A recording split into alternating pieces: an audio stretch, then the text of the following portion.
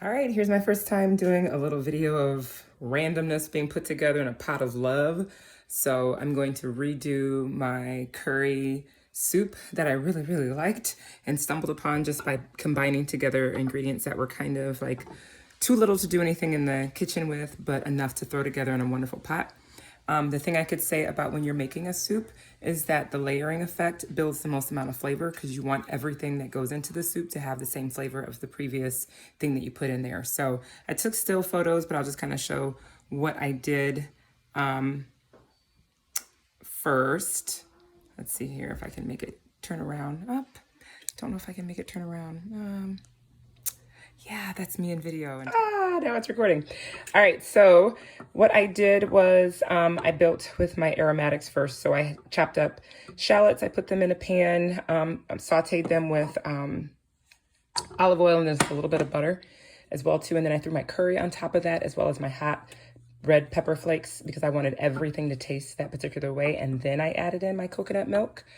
And then I took because my coconut milk was in a container. I took about a cup of the coconut milk, but I took the coconut milk container, added water to it, and swished and got all the rest of that good coconut milk goodness off of that.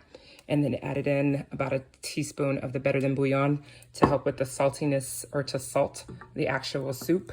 But that was all sauteed first before throwing in all the extra liquid, which is water. So I did about 2 cups of water in there as well. I totally forgot that the first time I did it, I had scallions in the soup. So what I did right now is I took the scallions and I want them to be softened because I don't want them to be overpowering as far as an oniony taste. I want them to be real smooth. So I'm chopping these up and I'm getting ready to saute these with a little bit of bacon because again, it's like the soup is really reminiscent of little things that aren't quite enough to make a full meal, but when you add it into a soup and flavor it well, it turns out super fantabulous. So in my still shot, I think I had like a half a teaspoon of curry, but as I'm seeing that I'm stretching this particular recipe with adding a little bit more water and a little bit more things in there, I added more curry to taste because I really like curry. So what I'm going to do right now is saute these two things together. It's hard to do this while filming.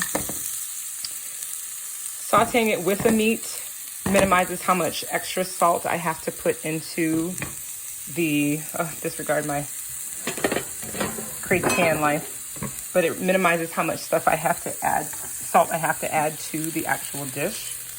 I shouldn't have to add very much of any. Like the last time I made it, I didn't add any salt at all. It was just the natural salt from either the pork fat, or the bouillon that I used. So I want this to saute. I want the onions to get a little bit softer because like I said, I don't want the soup to be overpowered by onion. There's just like a drizzle of extra virgin olive oil in it just to keep it from sticking. But then the bacon will help lovely that up. Once they get nice and soft, that's when I'll throw them into the soup. Yes, I use the same spoon from the soup to saute this. Again, it's about making the flavors layer together. The soup is cooking right now on a medium heat. The thing about coconut milk I've noticed is that it has this weird like separation look to it, but it actually does not affect the taste of it. It's not like curdling like cow's milk would. So, you know, you want to keep it stirred and nice and whatnot. Don't stir so fast like I did because I accidentally splashed some on my top like that. So we're going to pause the video right there. I'm going to see what else I have in the fridge to add to it. Maybe I have some chicken or some whatnot, or I might do some shrimp from the freezer.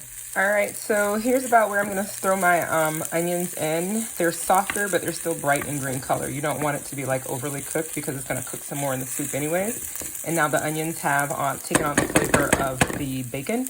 Like I said, it was just a piece or two remnant leftover type stuff that for whatever reason my family didn't finish eating or didn't know it was in there, but it was still of age to where it was not going to hurt you or anything like that. So you want them still to be bright green, but soft enough in texture. I'm going to add those to the soup now. I have just added that fabulous sauteed green onions or scallions and bacon into this wonderful curried, hot peppered mix. The still photos, I added some cumin just to taste. I mean, it just depends on what you like. It has a wonderful burst of flavor whenever you eat it. I was like totally surprised. I totally forgot I had cumin in it. I was like, whoa, this is so good. This is lovely, lovely. So I did that, added that to the mix. Like I said, mix it around. So this is basically your base. So you can add and do whatever you want to do with the soup. If you want to eat it as a vegetarian style, well, semi-vegetarian, because, you know, pork fat rules, baby. If you wanted to not add any more meats to it, you can. I had remnant leftover Italian sausage as well as the bacon, so I like the pork flavor, so I threw that in there as well. I'll probably throw some just frozen shrimp in there to add to it. And then I also have some baby spinach and some arugula. Now, here's the thing with that. My soups, I like crunch to my vegetables, so I usually add them in at the very last, or either I keep the broth separate from the soup and then I chop it up and then throw it in there as well too, just to help with the crunch and the brightness and the boldness of the flavor of that. Now keep in mind, everything that you add, like your vegetables or anything that has minimal flavor, so to speak, you may have to either increase your water, or you may have to increase some more of your stock flavor. So you may find that you need a little bit more of the chicken stock to help with the saltiness of it. You may find that you need a little bit more curry, because if you've used broccoli or peas or edamame or anything like that, it'll absorb the flavor of it. So you have to kind of taste and add to it. So this is about 2.5 cups of liquid. I'm gonna turn this down to low, and then I'll probably add more liquid when I add my shrimp to it as well too, just because I have to taste and see how much more I need to add to it. All right, here we go again. So fresh is normally better, but I had some frozen shrimp from like Hy-Vee. It was the type that was tail on, peeled, and deveined. That is very key right there, deveined. Don't like any of those yucky black lines to show up in your shrimp. So I just did about half of the container. I'm gonna put it in there and then we're gonna taste it and see what else this flavor needs for this soup. So I just added the shrimp and oh my gosh, the flavor is so amazing in this soup. But like I said, you can put anything in this base of the soup. If you don't want any of the pork flavor and you like more of a beefy flavor, go for it. I would probably do like a thin sliced steak to do that, or do maybe ground beef even you can possibly get away with. But I wouldn't do like big honking chunks of beef, just because it might get rubbery in the soup the longer it sits in it as well too. And then also you don't want the beef flavor you want it to complement what's going on here in this curry, warm coconut milk, lovely goodness. This soup is absolutely the bomb.com. So I will probably, as I eat my bowl of soup, I'll probably throw some arugula and some baby spinach in with it, just to kind of add more of the vitamin content to it too. But I'll serve it over that as well. Because I'm gonna woof all that, so I'm gonna have to probably stretch that out. So I might stretch it out with a little bit more water, and I'll see if it needs any more bouillon. Right now it doesn't need anything. It is amazing. And the longer the shrimp or whatever meat you put in there absorbs it, the better it'll be. If you wanted to make this a heavy vegetable soup, you could do probably potatoes, slice them really small, that would work in there. Or you could do jicama, which would kind of give it more of a crunch. You could probably do, let's see here, you could do celery, you could do leeks, you could probably do some mushrooms. You can do lots of things that kind of don't have an overly powerful taste, but to absorb it. So, ooh, I'm so excited. Can't wait to eat this. Yeah, baby. All right, here we go. I wound up adding 1 more cup of hot water to my soup. And that's another thing too with regards to making a really quick, flavorful soup, is have all your ingredients as much, have them done as much as you can so that it'll minimize your wait time. So I have an electric tea kettle, absolutely love it. I heated up the water while I was getting together my greens here, and then by the time it was ready and warm, I just took a measuring cup and added a cup of water just to kind of stretch it out a little bit as well too. As you can see, all of that shrimp goodness, oh Lord Jesus, have mercy. So I'm gonna try something a little bit different. Like I said, arugula and spinach works well as wilted type lettuces or whatnot. So I'm gonna see what this does with the soup already being poured on top of it, so that it actually winds up cooking or wilting it.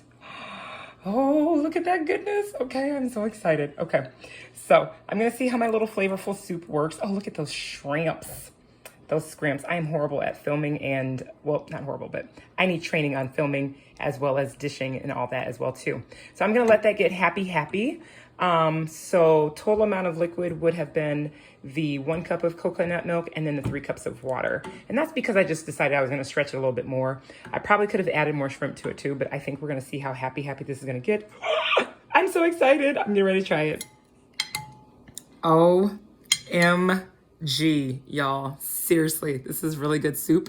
Really good flavor. It has like a nice little punch and a little bite because of the curry and the hot pepper and the red pepper flakes. Oh my gosh. Oh my word.